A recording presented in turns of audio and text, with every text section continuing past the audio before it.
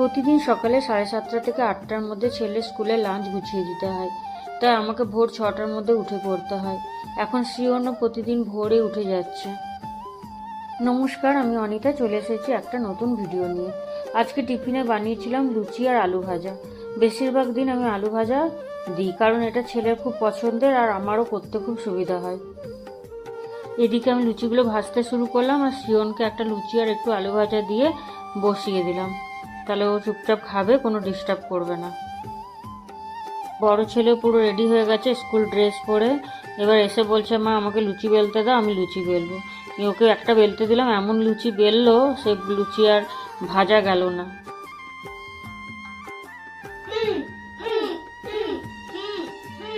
ওর টিফিনটা তাড়াতাড়ির মধ্যে প্যাক করে দিলাম। আজ সকাল থেকে ঝিমঝিম করে বৃষ্টি পড়ছিল, বৃষ্টির মধ্যেই বড় ছেলে স্কুলে গেল ছাতা নিয়ে।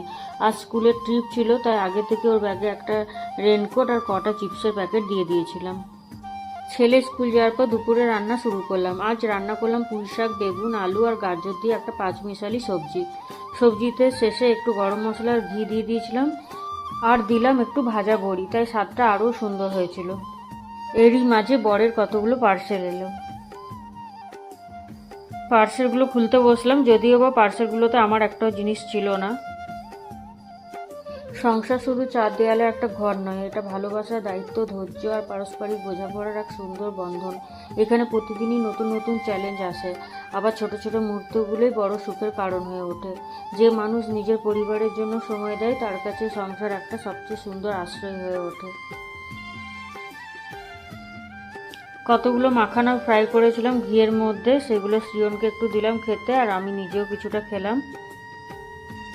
শ্রিয়ন নিজে টুকটুক করে খাচ্ছিল। আমারও দুপুরে রান্না কমপ্লিট, এবার আমি খাবার খেয়ে নেব। এখন আমি আলাদা করে আর শ্রিয়নকে খাওয়াই না, একসাথে মেখে দুজন মা ছেলে খেয়ে নিই। Okay bye. এভাবে আজকে দুপুরটা পেরিয়ে গেল, আবারও আসবো নতুন একটা ভিডিও নিয়ে, আর ফলো করতে ভুলে যেও না।